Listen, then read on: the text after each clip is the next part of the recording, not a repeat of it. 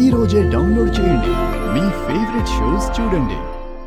ఒకరి దగ్గర చేజాచవలసిన అవసరం లేదు. అదేదో అమ్మవారి ముందే చేజాచుదాం.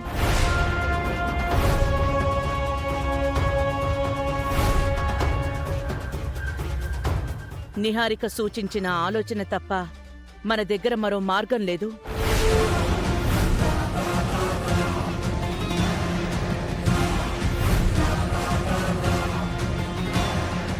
అమ్మవారు నా మీద ఆగ్రహం చూపిస్తుందో అనుగ్రహం చూపిస్తుందో చూద్దాం. నేనైతే నా భర్తని రక్షించుకోవడం కోసం ఆ పనిని చేయక తప్పదు. వేద, మరొకసారి ఆలోచించు. ఈ కొద్ది సమయంలోనే 100 రకాలుగా ఆలోచించానండి. ఇంకా ఎవరు వెనకకి లాగకండి. వెళ్ళి అవనినే అడుగుదాం పదండి.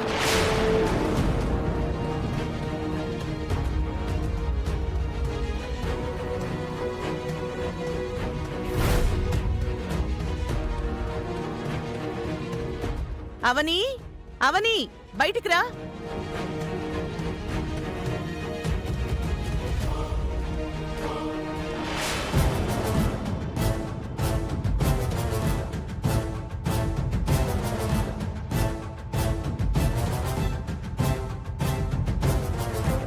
మిడతల దండొచ్చినట్టు అందరూ ఒకేసారి వచ్చారేంటి?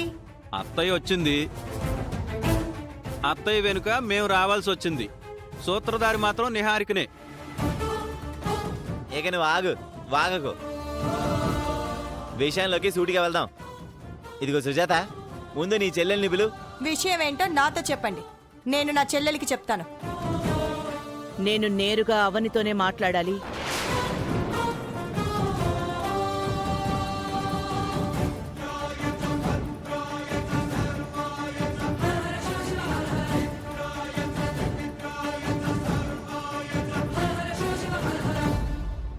మీరు నా ఇంటికొచ్చారా? ఆశ్చర్యంగాను ఆనందంగాను ఉంది. లోపలికి రండి, భోంచేసి వెళ్దురు. పదండి పదండి. అవని చేతి వంట తిని చాలా కాలం అయింది. కక్కుర్తోడు, కాసేపు గమ్మునుండు. మీరు రారని తెలుసు గాని విషయం ఏంటో చెప్పండి. మావయ్య గారి విషయం నీకు తెలిసిందే కదవని, దాని గురించి మాట్లాడదామని వచ్చాం. నీ ప్రయత్నం ఎంతవరకు వచ్చింది? ఆ ప్రయత్నంలోనే ఉన్నాను. మా కోసం ఏమైనా చేస్తానంటావు కదా, చేస్తావా మరి? మేడం గారిని కావాలని ఇబ్బంది పెట్టేవైతే ఖచ్చితంగా చేయదు. ఏంటి, ముందుగానే మీ మేడంకి హింట్ ఇస్తున్నా? మరీ భక్తి చూపించేకు, అర్థమైందా? అత్తయ్య, మీరు స్ట్రైట్ గా విషయం అడిగేయండి. సమస్యకి పరిష్కారం ఏంటో ఆలోచించాం. నీ దగ్గర ముక్కు పుడక ఉంది కదా, దానిని మాకివ్వు. ముక్కు పుడకని పూజిస్తే గాలిలోంచి 10 లక్షలు పుడతాయా ఏంటి? దాన్ని తాకట్టు పెట్టుకుని డబ్బులు తెచ్చుకుంటాం.